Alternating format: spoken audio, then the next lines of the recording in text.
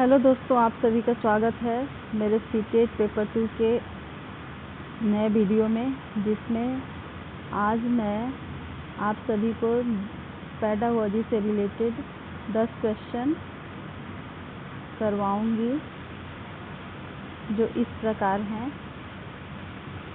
प्रश्न नंबर पहला है, बाल केंद्रित शिक्षा का मुख्य उद्देश्य क्या है?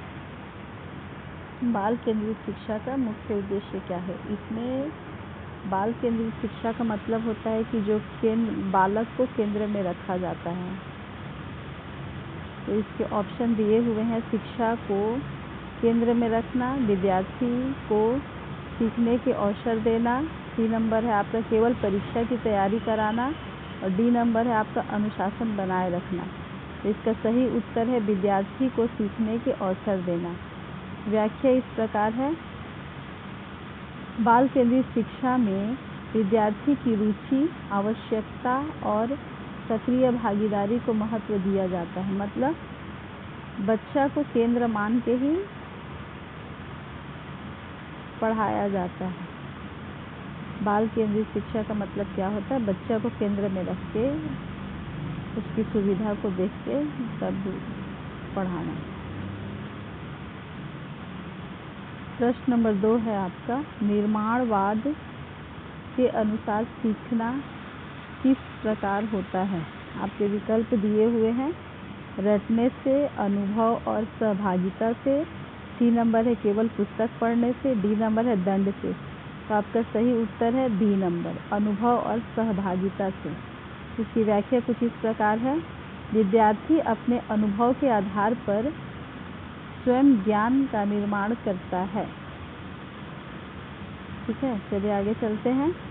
प्रश्न नंबर 3 है, सीखने का सबसे प्रभावी माध्यम क्या माना जाता है? विकल्प आपके दिए हैं: व्याख्यान, सक्रिय सहभागिता, दंड और गृह कार्य। तो आंसर आपका है सक्रिय सहभागिता। इसका व्याख्या कुछ इस प्रकार है, सक्रिय सहभागिता या सक्रिय भागीदारी से सीखना अधिक स्थायी होता है। चलिए आगे चलते हैं।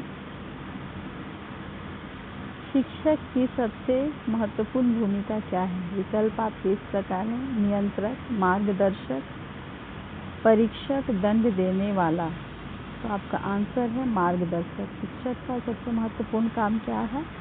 बच्चे को मार्ग दिखाना, बच्चे को रास्ता दिखाना कि उसको किस प्रकार से मतलब आगे पढ़ाई करना है, उसमें उसकी पढ़ाई करना है या और कुछ कैसे उसको सीखना है, उसमें सहायता करना शिक्षक का प्रमुख कार्य है। चलिए आगे चलते हैं।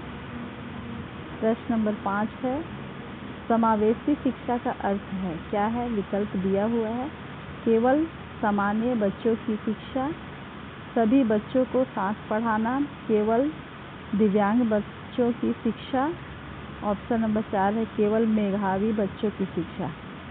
तो आंसर आपका है ऑप्शन नंबर बी, सभी बच्चों को साथ पढ़ाना। व्याख्या है, समावेशी शिक्षा सभी बच्चों को समान अवसर प्रदान करती है। चलिए आगे चलते हैं। सीखने की प्रक्रिया में त्रुटि क्या दर्शाता है? विकल्प है असफलता, सीखने का स्वाभाविक भाग, अनुशासनहीनता, आलस्य। तो ऑप्शन आपका आंसर है ऑप्शन नंबर बी, सीखने की स्वाभाविक भाग। व्याख्या है, गलतियां सीखने और सुधारने का अवसर देती है। जब हम गलती करते हैं तो उससे हम लोग को और सीखने के अवसर मिलते हैं और जिससे हम वो गलती को सुधार भी सकते हैं। चलिए आगे चलते हैं। प्रश्न नंबर 7, CCE का उद्देश्य क्या है? विकल्प है केवल अंक देना, समग्र विकास का मूल्यांकन, केवल वार्षिक परीक्षा लेना, केवल रैंक देना। तो आंसर आपका है डी नंबर, समग्र विकास का मूल्यांकन। CCE का क्या मतलब होता है कि बच्चे में सब तरफ से विकास होना चाहिए, केवल उसका एक तरफ से विकास नहीं, सब तरफ। समग्र विकास का मूल्यांकन मतलब सब तरह के विकास का हम लोग मूल्यांकन उसमें करते हैं। व्याख्या है इसमें, CCE शैक्षणिक और सह शैक्षणिक विकास का आकलन करता है। प्रश्न नंबर 8 है आपका, प्रेरणा का मुख्य कार्य क्या है? विकल्प है दंड देना, सीखने के लिए उत्साहित करना, परीक्षा लेना, अनुशासन बनाना। सही उत्तर है सीखने के लिए उत्साहित करना।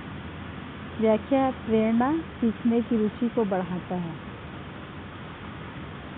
प्रश्न नंबर 9 है, निदानात्मक मूल्यांकन का उद्देश्य क्या होता है? विकल्प है अंक देना, सीखने की कठिनाइयों की पहचान करना, प्रमाण पत्र देना, प्रतियोगिता करना। तो आंसर आपका बी है, सीखने की कठिनाइयों का पहचान करना। मतलब इसमें आपको ये पता करना है कि बच्चे को कोई चीज़ अगर नहीं सीख रहा है तो अगर वो सीखने में उसको क्या दिक्कत हो रहा है, क्या कठिनाई हो रहा है जिसके कारण बच्चा नहीं सीख रहा है। तो इसमें व्याख्या है सुधारात्मक शिक्षक की योजना बनाती है, सुधारात्मक शिक्षण की योजना बनाती है। प्रश्न नंबर 10 है, प्रभावी शिक्षण का सबसे महत्वपूर्ण गुण क्या है? विकल्प दिए हैं आपके, केवल पुस्तक पढ़ना, विद्यार्थी को सक्रिय बनाना, सी नंबर है केवल नोट्स लिखवाना, डी नंबर है केवल परीक्षा लेना।